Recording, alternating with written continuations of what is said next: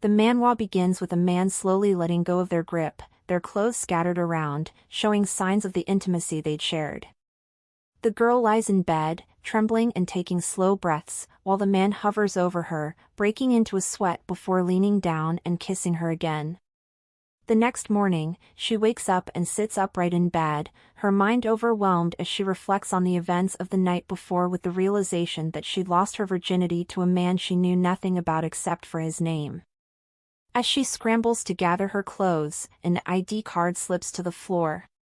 She picks it up and after taking a closer look, her eyes widens in terror once she realizes his true identity.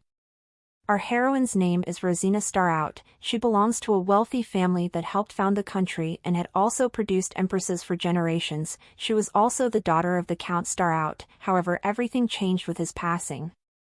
Her father's death became an indicator of her need to protect the family, however things were never easy. On this day, the Countess Marcella stood in front of her fussing over how the driver had gone away.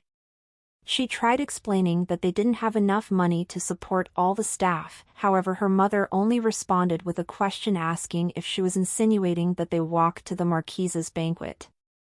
Concerned, she asked her mother if they were attending yet another banquet despite their condition, however her mother dismissing all her efforts remarked that if anyone were to hear her, they would think her mother was spending all her family's fortune on parties while rather she was working hard to find a way to save the family.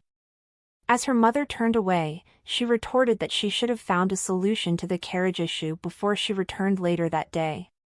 On their way out, her youngest sister began shedding tears asking if they had become poor to the extent that her mom and her sister were arguing because of money, but her mom dismissed her worries and to offer some reassurance, she suggested they go buy the dress they saw earlier. While Rosina was left alone to manage the debts that kept increasing constantly with the constant feeling of falling into a bottomless pit with no one to reach out and the fear of their family really going bankrupt and the lingering reminder of the promise she made to her father that she would protect their family. One night as she walked down the hallway, holding a napkin to her nose intending to stop the bleeding, also thinking of staying awake till dawn to go visit the landowners, she stumbled upon a conversation that was being had in secret. Her mother informed her sister that they had received a marriage proposal. Her mother, unaware of her eavesdropping, revealed that although the suitor was a commoner, his unimaginable wealth could pay off their debts and provide support for the family. She proceeded to show his picture and her sister scoffed, calling him an old pig, declaring afterwards that she'd rather face death than marry someone like him. With a sinister smile, her mother reassured her sister not to worry, saying her sister would be the one to marry him instead. That night she went to her room struggling to process what she just heard, whether after all her sacrifices and effort that was her reward, being sold under the guise of marriage. Her mood sharply shifted from heartbreak to regret as she held her head up in tears with a new determination to leave, refusing to sell herself for people who don't love her. That day marked the end of her foolish attachment to them. She steps out of the carriage, now disguised as a man, fully embracing her new identity. It's been a month since she left her family, abandoning her old life and living anew. Her mind drifts to her hidden ability, an unusual gift to communicate with animals that seemed useless back when she lived as a noble, but now it had become her greatest asset, allowing her to travel safely and live freely, far from the public eye. As she ventures into the forest, her gaze falls on a tree, with its bark smeared with blood, filling her with dread. Panic sets in, and she considers fleeing, but animals suddenly appear, surrounding her and urging her forward. Reluctantly, she follows them until they lead her to a man with blonde hair, slumped against a tree and gravely injured. Her breath catches as she takes in the unexpected sight. His heart pounds violently, and amidst the chaos, a small hand reaches toward him. He lifts his gaze to find a worried young man asking if he's all right. As realization dawns on him, he grabs the man's hand, demanding to know what he's doing to him. The young man introduces himself as a passing traveler and urges him to let go so he can stop the bleeding. Instead, his grip tightens, his voice strained as he insists that letting go will only make the fit worsen. The traveler, clueless, asks if he's to look at the wound like that, questioning what possible effect his touch could have on the wounded man. The man however ignores his question and the traveler pulls out some clothes from his bag, stating his intention to stop the bleeding and then go to the city for a doctor, explaining the wound is too serious for him to treat. However, the injured man cuts him off sharply, declaring, "No doctors." The traveler sighs, thinking he's too stubborn to help, and then suggests getting bandages and medicine instead, promising to return. As he pulls his hand away, the injured man hesitates and asks, "Will you come back?" Without missing a beat, the traveler replies, "Yes." Before leaving for the city, Ilan reassures the injured man that she'll return as soon as possible and urges him not to go anywhere. However, when she comes back later that evening with medicine, he's nowhere to be found. Frustrated, she wonders where he could have gone in his condition, irritated by how she'd spent a month's worth of travel expenses for his sake. Turning to the owls perched on a tree, she asks where the man has gone.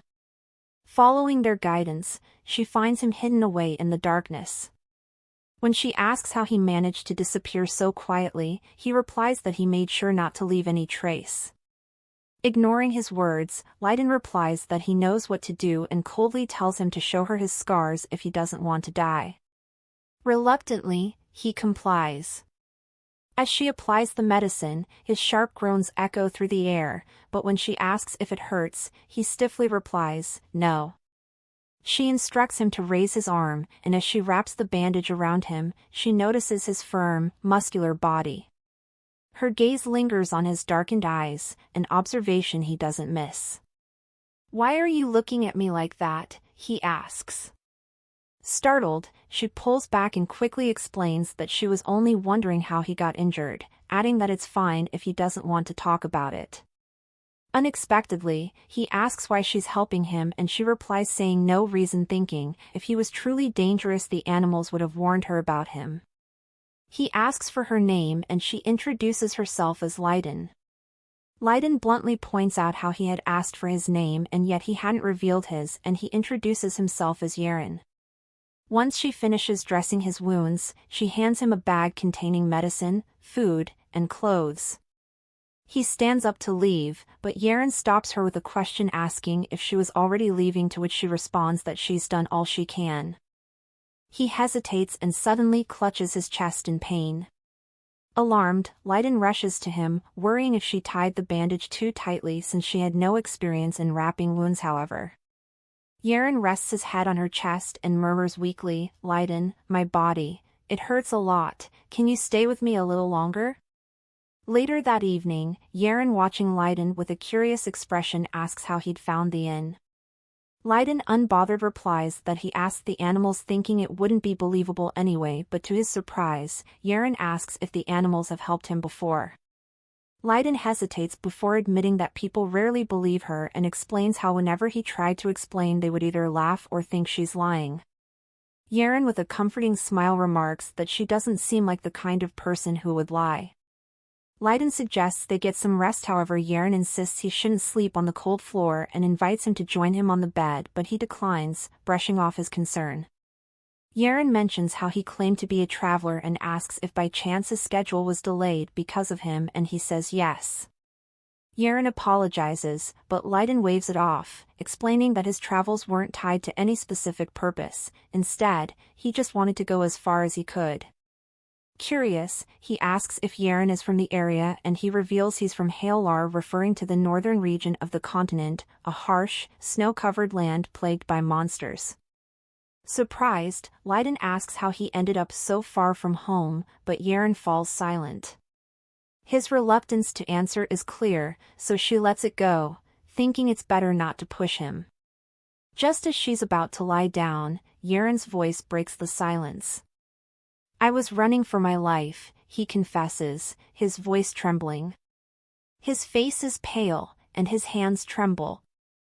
Ilan instinctively reaches out, holding his hand and assuring him it's going to be okay. Later that night, a thunderstorm jolts Ilan awake, and when she glances at Jaren's bed, it's empty. Concerned, she steps outside to search for him, and the rain pounds against the ground as her eyes widen at the sight of fallen knights scattered across the muddy terrain. In the distance, she spots Jaren gripping a knight by the throat, his eyes burning with a dark glow. She is overwhelmed with a feeling of familiarity as she recalls how they were the same as the eyes she saw in the hunting area she went to. Lost in thought, she ponders. His eyes are shining like magic, the eyes of a monster that can't be reasoned with. Her instincts scream at her, telling her to escape, but instead she found herself walking into the danger zone. Before she can react, Jaren grabs her, ripping her shirt open while she questions if he already knew she was concealing her real identity. She notices his eyes return to their usual blue color. She calls him softly. The next morning, Ilan wakes up in bed, disoriented. As the events of the previous night hit her, how she lost it with a total stranger. She scrambles to gather her clothes, but something slips from the pile of clothes, a small ID card. Picking it up, she freezes as she recognizes the royal family's crest engraved on it. Jaren, does this name belong to the royal family? She mutters under her breath, clutching the ID card. The realization hits her hard as she recalls his blonde hair, a trait distinctive to the royal lineage. Why hadn't she thought of it before? Memories of her father's dying words resurface, as with his last breath, he warned her never to marry into the royal family. Because of this, she had avoided palace events, knowing their family already bore the royal family's hatred. As she dresses, fear settles in. If the royal family discovered her identity, they would use it as an excuse to persecute her family further, forcing her back into their grasp. Determined to avoid such a fate, she steps outside, seeking help from the animals, and explains her need to escape as far as possible. Moments later, a fox appears, its sleek form radiating calm assurance. Smiling, she climbs onto its back, resolved to leave everything behind, but doubts creep in as they move. She wonders if the royal family wields some strange power over her. It feels as if Jaren has taken control of her. When the fox asks for her destination, she says, to the east. As they travel, an unsettling realization dawns on her: there's no true escape from the royal family within this empire, just as she can never shed the title of the youngest daughter of the disgraced Starout family. If she wants to start anew, she must leave the empire entirely. Resolutely, she declares, I'll go to Aania. Aania, a hidden island empire accessible only through a treacherous sea route. It's a golden land where gold is as common as sand, fiercely closed off from the outside world, and deeply rooted in its ancient culture. Entering the empire is almost impossible. Foreigners are strictly prohibited unless they are fluent in the Aanian language. After weeks of travel, she finally arrives at Aania's guarded borders. A stern guard demands her ID. Handing it over, she nods when he asks if she's coming from the Herbert Empire. Thanks to her unique ability to communicate with animals, mastering the language of another nation had been surprisingly easy for her. As she walks the free streets of Aania, relief washes over her, but as the exhilaration fades, nausea suddenly overtakes her. Her steps falter, and she clutches her mouth, wondering if the endless month at sea has caught up with her. She decides she'll need to see a doctor soon. In a new scene, she stands frozen, her face pale as she's confronted with the news of her pregnancy. Later, she wanders along the seashore with her mind racing, pregnant, a child from a man I met only once, a strange child, born in a foreign land, raised by a single mother without a father. For a fleeting moment, she wonders if she should get rid of it, but then she stops. Turning her gaze to the horizon, she begins to speak as though her father were there. Do you remember how I used to beg you to take me to the sea? You'd always promise, next year, but before next year came, you were gone. Her voice trembles as tears begin to fall. And after you died, Mother never treated me like part of the family. Now I'm here, in this faraway place, completely alone. She looks down at her belly with her hand gently resting on it as she whispers, No. I'm not really alone, am I? Tears start falling as she thinks the family I always dreamed of, it's right here. Can I love this child? Can we really be a family to each other? After all, no one has ever loved me. What if I fail? She pauses, thinking of Jaren. Her voice softens. Jaren. What would you say if you were here? For you, it was just one night. But for me, it was a night that changed my life forever. Gazing out at the endless ocean, she thinks, my love. I will do my best as a mother. After Rosina's disappearance, Jaren returns to the inn holding a delicate flower in hand. Intending to check if she's still asleep, but when he discovers her absence, the flower slips from his grasp, hitting the floor as panic sets in. At the tender age of 14, Johann lost his mother. His mother, one of the countless women who had pleased the emperor, gave him the royal family's crest, a relic she claimed to have been left behind for him by his father. She warned him never to reveal his royal lineage, for the empress would surely have him killed, and Jaren obeyed, but the power he inherited from the royal family made peace an impossible fit. Years ago, when a monster attacked their land, Jaren used the power within him to save an elderly woman. But instead of gratitude, the townspeople murmured in fear. Only the royal family possessed such divine power, and his golden hair solidified their suspicions. Rumors of a blonde boy wielding the god's power spread quickly, reaching the empress's ears.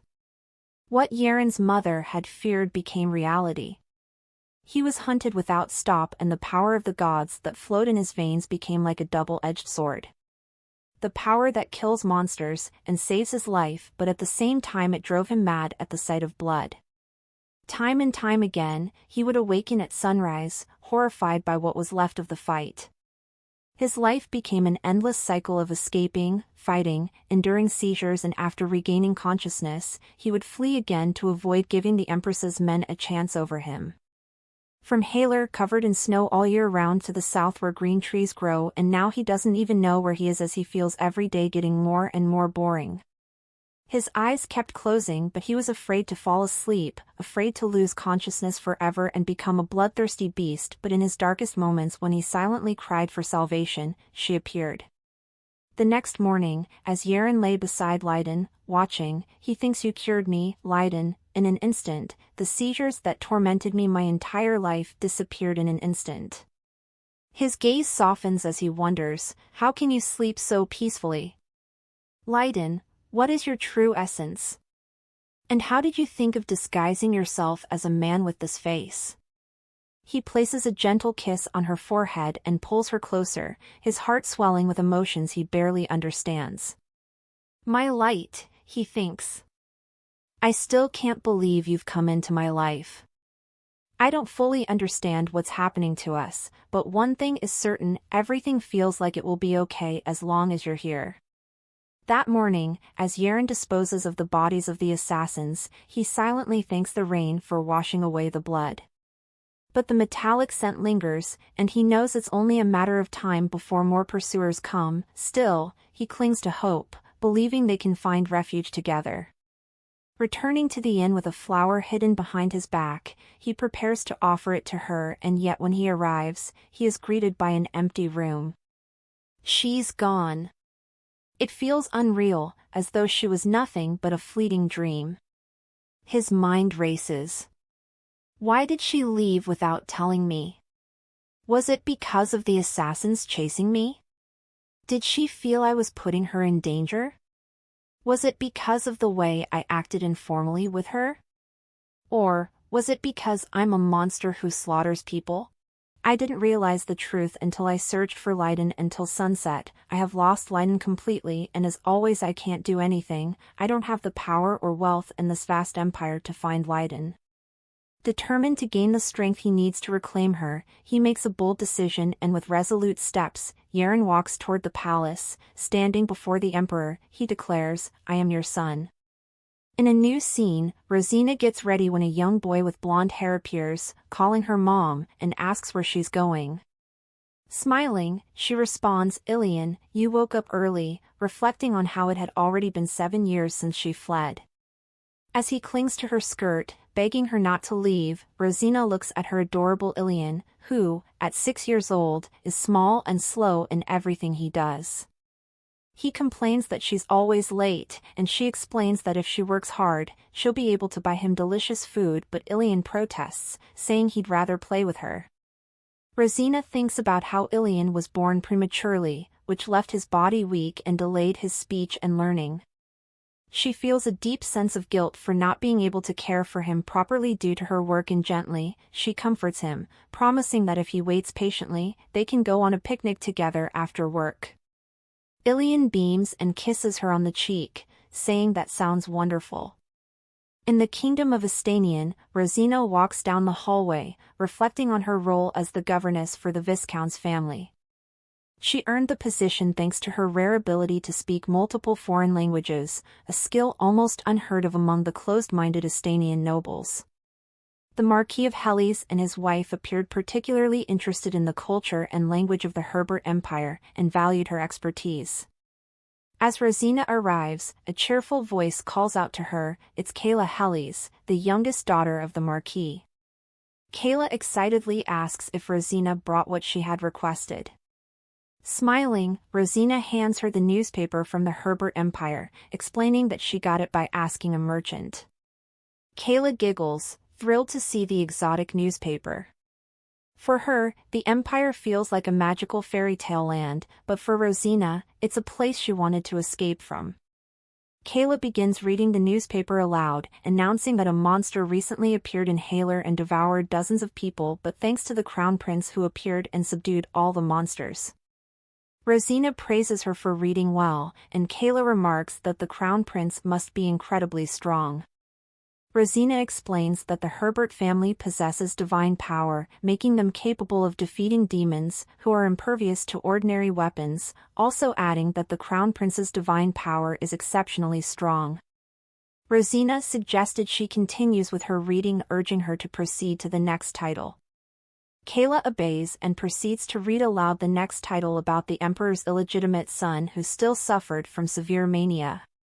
Confused, she asks what illegitimate means. Rosina gently explains that an illegitimate child is one born to someone other than their spouse. Kayla continues and reads another title that mentions how the Emperor's son who was born outside returned to the palace a few years ago. Meanwhile, Ilan sits outside reading a book, thinking about how his mom is late again. As he flips through the pages, he realizes it's the last book in their house that he hasn't read and wonders what he should do now that he's finished all the books they owned. Suddenly, a group of boys appears. One of them calls him Stuttering Ilan. Annoyed, Ilan uses the book to cover his face, silently calling them annoying. However, one of the boys asks if he just cursed at them. Deciding it's a waste of time to deal with them, Ilan gets up to leave.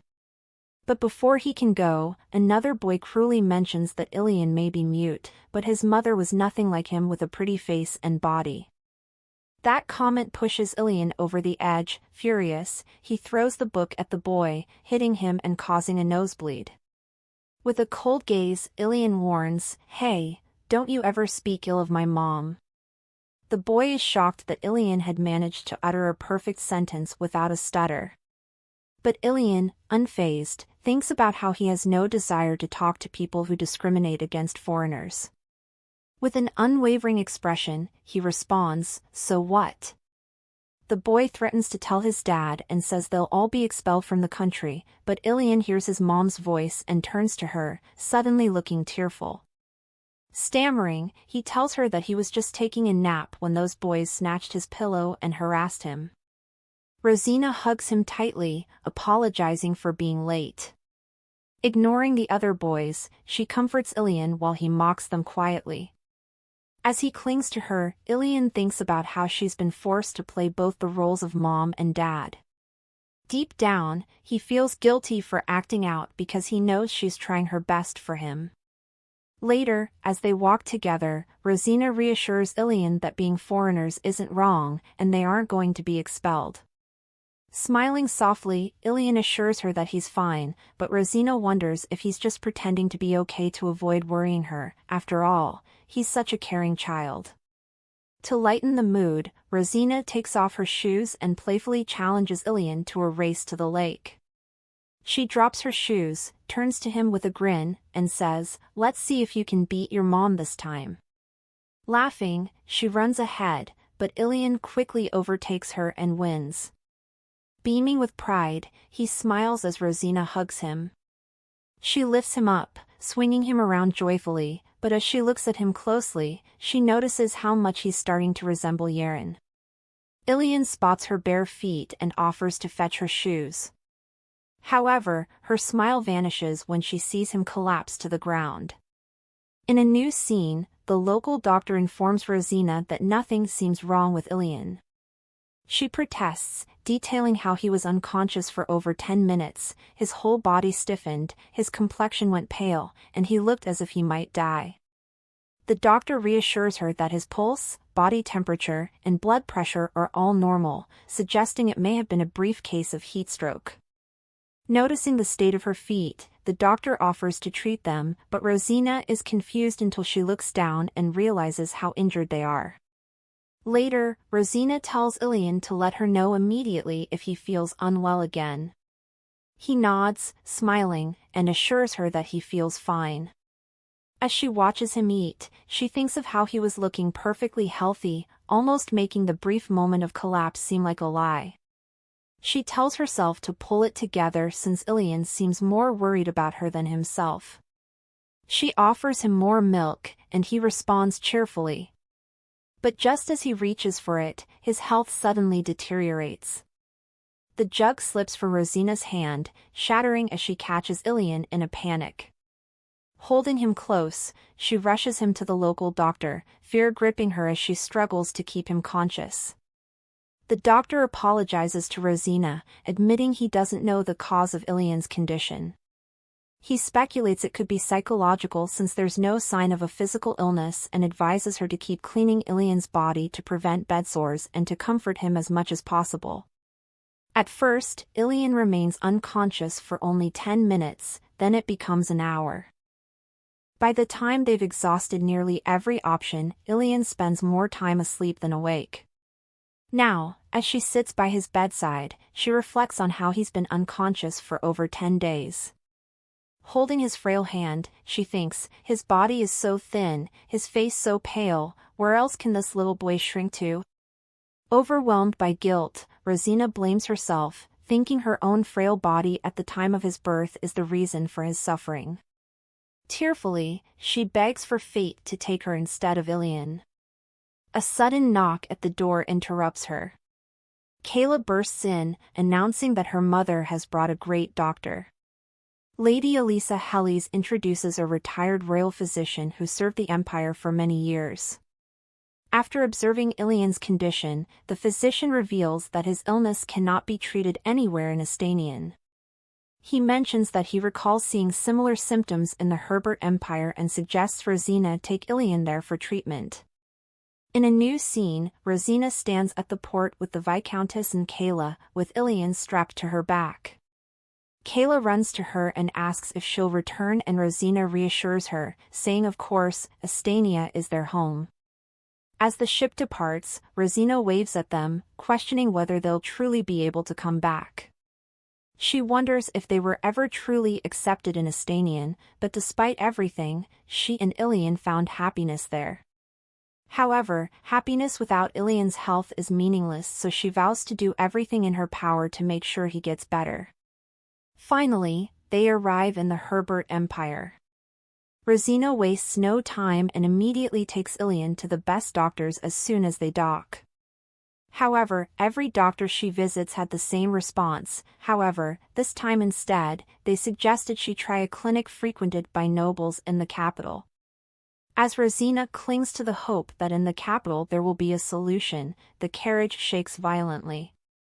The carriage is stopped for inspection, and as the guard orders everyone to disembark, Rosina, unable to procure fake identification in time, nervously steps out.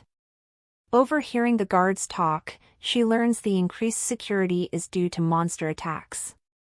They discuss how the Crown Prince is the only one capable of handling the situation, while the other princes are deemed useless or disgrace. Feeling the tense atmosphere of the Empire, Rosina grows more anxious to return to Aania. When asked for her identification papers, Rosina subtly offers a bag of gold coins, which the guards accept as gold isn't too common in Herbert as it is in Aania. They let her pass and soon, she arrives at the most renowned clinic in the capital holding Ilan in her arms. Filled with hope, she believes that will be their last stop, but nothing could have prepared her for what happens inside. At first everything goes smoothly and she's allowed in, but once she's brought before the doctor the atmosphere shifts. The doctor immediately demands to know the identity of his father, leaving Rosina confused as she asks why it matters. The doctor grows agitated, refusing to answer, and instead orders Rosina to be thrown out and warns the servants not to spread rumors of her examining the child. According to the doctor's words, if they were to interfere unnecessarily it would cause headaches. Before being forced out, Rosina pleads for answers, desperate to understand her son's illness, but the doctor, without an ounce of remorse, coldly advises her to think of Ilan as dead, leaving Rosina devastated. Outside the clinic, as Rosina clutches onto Ilan tightly, she resolves to find another doctor. A man bumps into her, muttering complaints of how she just hit him in the shoulder. When she apologizes, he pushes her back and then asks if it's okay to hit someone and apologize verbally. She offers to give them money if they want in return for them to let her go. However, the man replies that they aren't thugs trying to take her money away, and instead, they just want to have some fun together. Rosina slowly backs away, however a man grabs her son and asks where she's going before slamming him against the ground. They restrain her and ask if Ilan is her son, referring to him as that thing, and suggest they have some fun together in a quiet place. She tries to scream for help, however, a strong arm holds her mouth, silencing her.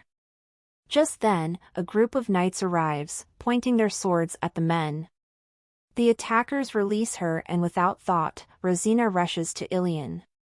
As she holds her son and glances up, she notices a man with a familiar figure standing in front of her, a man with blonde hair, staring at her with a compassionate gaze. She recognizes him as Jaren, but before she can speak, Jaren kneels in front of her and reveals how much he's been looking for her. Taking advantage of the moment, Rosina pleads for help, explaining that Ilan is gravely ill. Jaren looks at the boy with blonde hair and asks if he is his child, however Rosina firmly states that Ilan is her son, one she gave birth to and raised on her own.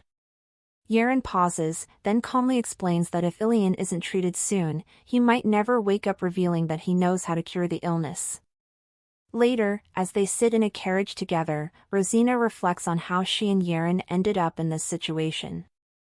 She recalls the night they lost control, consumed by their desires for each other.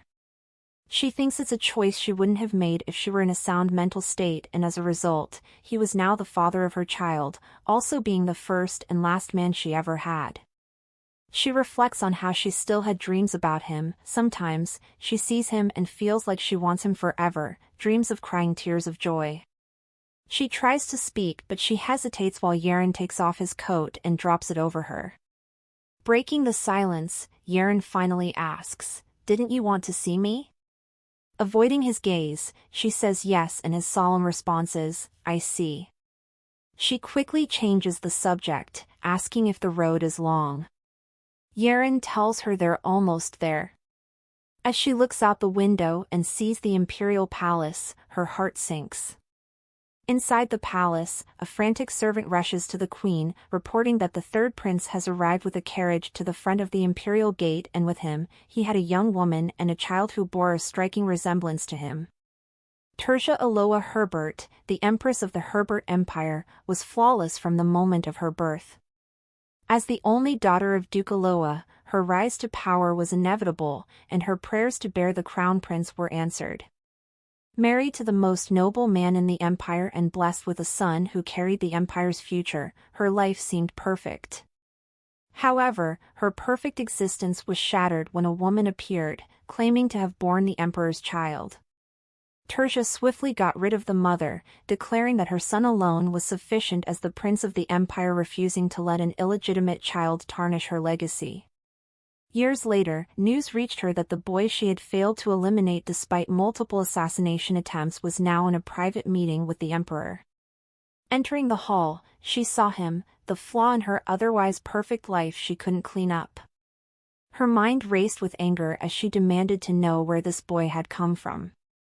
The emperor, unyielding, warned her to hold her tongue and then announced that the boy had been accepted into the royal family and would be formally recognized the next day.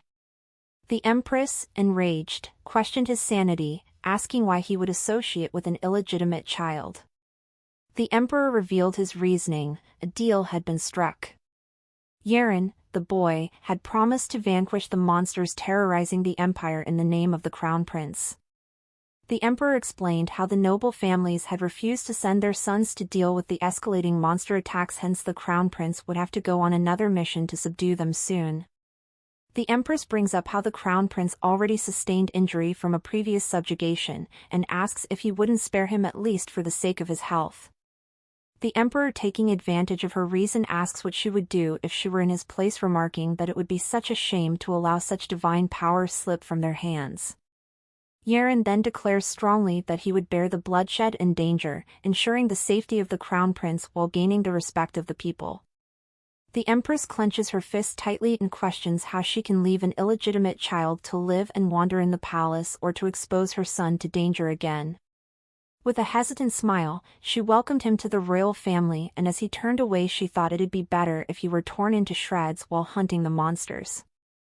Just as the empress excelled in killing him over the years, the monsters couldn't either, and for 7 years, he was said to be a madman who killed his servants or an ugly man whose face had melted, the illegitimate son of a worthless woman.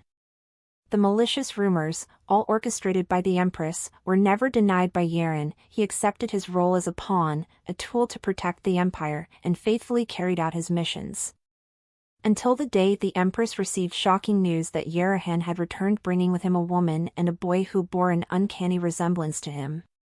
In the carriage, Rosina reflects on the irony of her situation. The Imperial Palace, a place she had always wanted to avoid, was now the very place she found herself returning to. As they arrive, Jaren offers to carry Ilan, but Rosina refuses, insisting she can manage. Jaren, however, insists, reassuring her that he'll be careful and that he's only worried she might fall and hurt both herself and the child. As they walk through the grounds, Rosina notices the garden. Once beautiful, it now seems neglected, with no signs of a gardener's touch. Her thoughts are interrupted by Jaren, who remarks that it's his palace. Realizing they've arrived at a secluded, deserted private palace within the imperial grounds, she questions who he truly is. Inside, she looks around in confusion, asking where they are and if it's where Jaren meets his superiors, but he corrects her, explaining it's his room and that there's no one he needs to meet. He opens a bottle containing an unusual liquid and gently feeds it to Ilan. Moments later, the boy's condition visibly improves, though he remains unconscious. Rosina rushes to her son's side, overwhelmed with relief, while Jaren remarks that she must have been surprised, stating that if Ilan eats and rests well for a few more days, he will wake up. With tears streaming down her face, Rosina thanks him and asks about the medicine. Jaren, startled by her question, reveals that it's a rare medicine passed down exclusively within the royal family. He explains that Ilan's condition isn't an illness but a rare phenomenon caused by the conflict between a human body and divine power. Severe cases like Ilan's are unusual, signifying that the child possesses immense divine power. Jaren then states the undeniable truth. He was born with strong divine power like mine. Are you still going to say this child is not mine? Later, Rosina lies beside Ilan, whose heartbeat and breathing are steady for the first time in what feels like forever. She rises quietly, intending to find something for him to eat, but her thoughts linger on Jaren's revelation. After confirming Ilan as his son the previous night, Jaren had left abruptly and hadn't returned all night. She worries about what to do if Jaren claims a right to his bloodline, but thoughts are interrupted by a knock. To her surprise, Jaren enters with a tray of food, admitting he's not good at cooking but hoping it will suit her taste. Rosina, bewildered, asks why he cooked himself, and Jaren replies simply that there are no servants. Looking at him, she grows increasingly confused. The idea of a royal family member living in such isolation, without a single servant, leaves her questioning everything about Jaren. Jaren checks on Ilan again, feeding him another dose of the medicine. He notes that the boy's complexion has improved significantly and predicts he might wake up as early as tomorrow. Rosina thanks him again, but Jaren refuses the gratitude, asking pointedly, "Isn't he my son, too?" After a moment of hesitation, Rosina thanks him for saving Ilan's life. She apologizes for what she's about to say, knowing it will sound ungrateful, and she explains that once Ilan wakes up, they will return to their previous life. Jaren's expression grows somber as he asks, "Are you saying you're leaving me again?" Rosina nods, explaining that she has been raising Ilan on her own for the past 7 years, adding that she has a life and work to return to. "Please let me go back." "That's difficult," Jaren retorts. When Rosina asks why, he explains that her arrival at the palace the previous day exposed her and Ilan's existence to the royal family. If she chooses to leave, she can go, but Ilan, as a member of the royal family, cannot. Rosina reflects on his words, realizing he's right. The Empire, which fiercely protects royal family members with divine power, would never allow Ilan to leave. Not only would leaving the palace be impossible, but even attempting to leave the country would result in a warrant issued by the Empire. Jaren adds, "If you leave alone, Ilan will remain here as an illegitimate child of the royal family." Tears form in her eyes as she imagines the implications. Her son, already slow to grow, would be left without his mother in such a dangerous palace. Ilan's life would undoubtedly be miserable. "Choose," Jaren says. "Will you leave this place alone, leaving the child behind? Or will you marry me and stay with him?" She scoffs, calling the idea of marriage between them ridiculous. However, Jaren counters, asking if she would truly leave Ilan behind. She yells in frustration, saying it doesn't make sense. Rosina contemplates the drastic changes marriage would bring to her life, how she would have to become a noble again, face her estranged family, defy her father's will, and become part of the royal family, and also returning to their life in Aania would be impossible.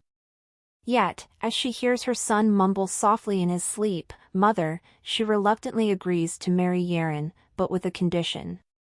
"I'll marry you," she says, "but only on the condition that we divorce." Jaren looks confused and asks what she means. Rosina explains that the marriage is solely for Ilan's benefit, so it makes sense that once he safely becomes an adult and establishes himself, Jaren must divorce her. "Why would you go to such lengths?" Jaren asks. And with a sharp tone she replies, "Because I don't love you." She reveals that their one night together was a mistake driven by an incomprehensible force. It terrified her how her body, reason, and will had been taken away from her. She then asks, "Weren't you the same?" Jaren starts to answer but stops himself, and after a moment of silence, he agrees to her condition but adds one of his own: they must pretend to be a good couple. "Pretend to love each other, pretend to be happy," Jaren says. "If Ilan sees that you're here against your will, it wouldn't be good, would it?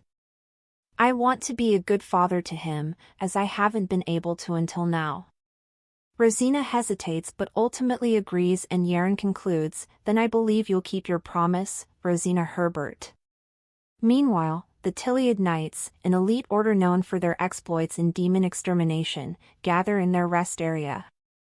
Though the group is publicly led by the Crown Prince, Jaren is their true commander. Elvin thanks a red-haired woman for showing up. Isaac remarks how unbelievable it was that they actually found her. He admits that many of them, though they never dared say it to Jaren, assumed she had died. 7 years ago, when Jaren became commander, he issued a personal order alongside the mission to exterminate demons, to find a woman named Ilan with red hair. One of the knights mentions how he once saw the commander kneel before her, something he'd never witnessed before. He even gave a vacation. Another knight adds, in Creole, with a satisfied grin, declares he'll make the most of this rare opportunity. He turns to Elvin, asking if he'll join him, however Elvin declines, revealing that he has orders to deal with the men who had been dragging Ilan the previous day. Creole asks the vice commander, Elcid, who replies that he's escorting the prince with Elvin. Elsa declares to the knights, once your vacation is over, rotate with the escort team. You're precious to the commander, protect him with your lives. The knights shout in unison, yes, sir. At the Imperial Palace, Jaren walks through the main castle when he overhears whispers ahead and instinctively pauses to listen. The gossipers speculate about how the third prince, who rarely leaves the palace, suddenly brought in a woman and a child with a striking resemblance to him, a resemblance so strong that the child could almost be mistaken for a royal family member. So could it be the third prince's illegitimate child? Goodness, a child of an illegitimate child even among the royal family? Still, if he brought them here, does that mean they're planning on getting married? Jaren, with his head bent low, thinks whatever, there wouldn't be anyone in the palace who doesn't know. As he walks, he reflects on how he deliberately drove the carriage through the main gate, since that way their presence would reach the ears of the emperor and empress and rumors will spread throughout the palace. He will use every means at his disposal to keep her tied to that place to avoid repeating the mistake of letting her slip away in the past, he thinks. He reflects on how for 7 years, under the pretext of demon extermination, he traveled across the empire tirelessly searching for her, but neither her name Ilan nor the trace of the red-haired woman could be found. Whenever the seizures came, thoughts of her became more urgent. He would think of just holding her hand, trying to recall the feeling of her gentle touch, but even the memories became faint. It all led him to wonder sometimes whether he was driven mad and hallucinated. Does she truly exist in the world? One time during the year he went to suppress the rebellion in a certain province, he found her in an old war painting. He hurriedly asked the old man behind him for any information on her, and thanks to him he learned that she was Rosina Starout, who they presumed to have gone missing a few years ago. The daughter of the late Viscount, a good person who used to take care of the estate and the villagers, but since after her disappearance their lives as tenants became a mess. The man mentioned how there once used to be a reward for finding her, but currently it appeared like everyone had given up. Upon investigation, he found out that the time he and Ilan met coincided with the time the Starout estate heiress went missing. So on the day he held her poster deliberating on how her real name all those while was actually Rosina, Elsa rushed to his office with a report that they had received information from the children stationed at the harbor saying that an unidentified red-haired woman had arrived in the country. He gathered information about her and found that she arrived at the capital's checkpoint with gold and had been looking around for a doctor. With that little information he found her footsteps, he found her again only to be faced with her request for divorce. You're leaving me again, why? After I searched for you like this, and as if to answer his undisclosed question, she explained that it was because she didn't love him. No, not this time, Rosina. If you don't love me, I'll win your heart, just give me that chance please. Even if I have to sell my soul to keep you by my side. In the present day, his presence is announced to the emperor. Without wasting any time at all, he reveals his intentions of getting married soon to the emperor. The emperor asks what family's daughter he had in mind, and he shares that she is from the household of Earl of Esteroth. The emperor then asks if they weren't the family that defied the royal family without knowing their place. Jaren remains quiet and the emperor gives in and asks that he does as he pleases. Once he gets out, the emperor mumbles softly under his voice. Why did you walk into this danger zone? Just because of a woman? Well, it's good to have a leash to control that dangerous guy. In a quiet, dreamlike scene, Ilan stands in an empty area, hearing the faint sound of someone sobbing. Concerned, he walks toward the voice, hoping to stop his mother from crying. As he reaches the sound, his eyes snap open, and he finds himself lying in bed with his mother leaning over him. Rosina hugs him tightly, overjoyed, and asks if he's in pain or hungry. Ilan shakes his head, replying that he's fine, but, why are you crying like that? Tears of relief stream down her face as she explains, she is crying because she's happy. Jaren approaches and adds that it was a relief gripping her shoulder. Ilan looks up, startled by the strange man standing nearby, his voice sharpens as he demands, who is he? Why is he hugging your shoulders like that? Rosina without hesitation reveals that the man standing in front of him is his father. Ilan's eyes widen in shock as Rosina embraces him again, apologizing for surprising him. Jaren asks Rosina if they can have some time alone to talk and she agrees, saying, "It's probably best for the two of you to talk." She gently leaves the room, leaving father and son behind. As soon as she's gone, Ilan turns to Jaren and declares, "Who are you?" Jaren's gaze softens as he leans forward, studying the boy who resembled him so strongly. "I'm your father," he replies. But Ilan refuses to accept it as he snaps, declaring he doesn't have a father. Jaren, unfazed, calmly retorts that it was all thanks to him that he found his mother, leaving him confused. "From now on, your home is here. Your mom and I are getting married soon." Jaren steps closer to the bed and mentions with a calm voice how much his mom had gone through just to save him. "Don't make her suffer anymore." However, Ilan retorts that as long as his mom lived with him she never once wanted to see him. Ilan, with tears already forming in his eye, discloses that he was going to tell his mom he had been harassing him, and because his mom loves him she would continue with the marriage. Throughout his outburst, Jaren doesn't respond and instead, he reflects silently, realizing the deep resentment the boy harbors. He thinks to himself, "I've never hugged a child in my life, and now although they say he's my child, this is my first time meeting a child who hates me this much." Jaren deliberates silently. "I don't even know how to approach this. The only speaking skills I have involve giving orders to subordinates. It's just politics, getting what you want by weighing the pros and cons." After a long pause, he finally speaks. "Well, I guess I can't help it. I have no choice but to send your mom away and live with you," Jaren replies, his voice calm but firm. Ilan, confused and distressed, asks what it meant and Jaren explains. "You are of royal blood. That means you cannot leave this estate, but if you agree to your mom's marriage, I'll let the two of you live together, otherwise, she will have to leave." Ilan doesn't believe him and slaps his hand away while Jaren retorts that he had one more thing to say. He tells him he had no idea why he was playing dumb in front of his mom, but it's better for him to keep begging like that. Ilan, surprised, asks what he means and he says, "If you get caught being as smart as you are now, the Empress will try to get rid of you." They hear the door push open and turn to find Rosina asking if anything was wrong as she heard someone shouting. Jaren assures her that everything's okay, adding that Ilan was such a sweet and kind child and they had a good conversation, and Ilan also assures her that nothing had happened. Ilan's recovery was quick, maybe because it wasn't a physical ailment. Rosina steps out with Lillian after his regular checkup, but once they get out, he remarks that the surroundings were so dirty. Rosina assures him it is okay, saying it'll give them plenty of places to hide and play hide and seek. On the other hand, she questions how Jaren could live in such a place and whether their son would also grow up there. She thinks to fix everything, but after looking around, she realized the wall that seemed to have been built only to isolate that palace would pose as an obstacle. Ilan calls her attention to a door on the other side, and when she opens it she's met with the sight of the beautiful garden with roses.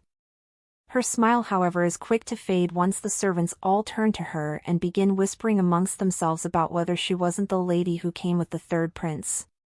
Terror spreads around her face once she hears the maids mention how they'd seen the third prince coming out of that palace, and a realization dawns on her. Jaren is the third prince the Empress hates, which now explains why he was left with such a shabby palace with no servants and also unguarded. The maidservant retorts that she must have come to raise her status, but she's come to the wrong place. Ilan takes notice of his mom's sullen look and begins blaming the strange man who caused his mom to be annoyed hearing such words.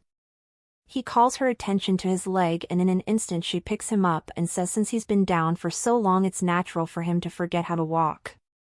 "Ilan, you don't understand what's going on, right? In the future, more things will happen and your mom might not be able to solve everything. But no matter what happens, I promise to stay by your side," Rosina assures him. They get back to the palace and Jaren walks to them and asks if they had a good hike, to which Rosina responds saying yes.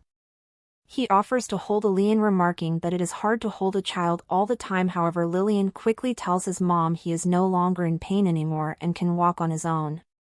He gets behind her and she remarks that he must have been ashamed. Jaren agrees and informs her that the date for their wedding had already been set. Ilan appears stunned from the news as he drops to the floor and questions whether his mom is really getting married. In the Starout family, Rosina's spoiled sister discloses to her mom her intentions of getting a divorce. Her mom, curious, asks why, and she explains that the previous day was their anniversary and instead, she just received a bouquet of flowers from her so-called husband. The former countess, however, replies that she thinks that is enough, and in annoyance Aania slams the teacup down and remarks that even commoners wouldn't give their wives such frivolous gifts, even though she kept mentioning how much she desired to get a new pair of shoes. Reina retorts that it was all because of her he'd gotten the title of count, and her mom chips in, mentioning how she brought in the son of the marquise who couldn't get the title and made him their son-in-law, and yet he still didn't know how to be grateful to them. Reina in a low tone mutters no and mentions how he already paid off their debts. It's because I can't have children. I've been married for a year and haven't had a baby. I hate that. Her mother snaps and asks if the count had mentioned to her that it was her fault for not conceiving, but she says no and replies that it was all an assumption on her part. Reina retorts that if only she had a sister she wouldn't have had to marry such a man, and her mom in agreement calls her sister a selfish person who lets them live on their own. Her mother then questioned what Rosina could have possibly gained by leaving the warmth of their home, adding coldly that perhaps she had ended up dying on the streets. A man arrives with letters, handing them to the former countess. As she sifts through them, her eye catches a particular one, and upon closer inspection she realizes it's an invitation from the Imperial Palace. Reina urges her to open it quickly, and upon opening it, she discovers it is a wedding invitation from the Imperial Palace. The groom is Jaren Herbert, and the bride, Rosina Starout. The former countess looks stunned, questioning what Rosina has done to end up in such a position. Reina, with a sneer, comments that Rosina ran away from home all those years ago only to marry an ugly psychopath. However, her mother silences her, pointing out that no matter how he looks or what his reputation is, Jaren is still a royal. It seems the time has finally come for our family to regain our former glory, the former countess declares, her voice filled with determination. Judging by the fact that they've sent out invitations, it seems they're staying at the Imperial Palace. I think we have a lot to do. At the Imperial Palace, Rosina steps out of her room and finds Jaren in the corridor. He suggests they take a walk and she agrees. When they get outside, she asks when the wedding is and he replies saying in 2 weeks. She comments that it's fast and he replies that it didn't mean they wouldn't be prepared. He tells her they'll be ready and asks her not to worry. She doesn't say anything and instead just looks at Jaren, prompting him to ask why she is looking like that. Taking that opportunity, she tells him she just wants to know who her husband will be before they get married. She asks if he's the third prince and he says yes, introducing himself again as Jaren Herbert. As she looks at him, she reflects on how she'd thought in the past he must have been using a fake name, but from the beginning he was telling the truth. He asks if she'll tell him her name too, but she asks if he didn't already find out, and he tells her still. He wants to hear it from her own mouth. He wants to hear her real name. Rosina Starout. Lost in thought, she reflects on how she thought he changed a lot. When she first met him, he was like an untamed beast, and now he speaks and acts like a noble, but there was something about him that remained the same. His eyes hadn't changed at all. She stumbles, but he catches her just in time and asks if she's okay. She reminisces on the eyes that stared at her on that chilly night and his warm hands. Rosina thanks him and asks him to let go now, however he just calls her name. Once she meets his piercing blue gaze, he explains that once she marries him a lot of things will change. She assures him that it's okay, but he continues and says she wouldn't be as free as she used to before. He discloses that the Imperial Palace is full of people who are after him and both she and the child will be ostracized by noble society, but he will make sure she is never harmed. Jaren, I'm fine. I left my hometown and raised Ilan alone all this time. I'm not the one you need to protect, and I will do my best after we get married, as a mother, as your wife and as the third prince's consort, she finishes. In a new scene, Rosina gently pulls open the curtain, letting the soft sunlight spill across the room, stirring Ilan from his sleep. She suggests they play in the garden, but he hesitates, pointing out how dirty it is. Rosina smiles, reassuring him that she'll clean it up while Ilan, confused, asks why since it wasn't their garden. She chuckles and replies, "It is now. This is our home, and your dad said I could decorate it however I like." Later, the two of them are outside, digging holes to plant trees. Rosina carefully shovels dirt while Ilan helps, though he's still a bit cautious about getting dirty. Just as Rosina sticks her shovel into the ground again, a powerful vibration shakes the ground beneath them. Ilan immediately rushes over, panic in his eyes while Rosina pulls him close, her heart racing as she questions, "What is that noise? What do you think is causing the shaking?" Let me know your thoughts in the comments. Don't forget to like, subscribe, and stay tuned for part 2.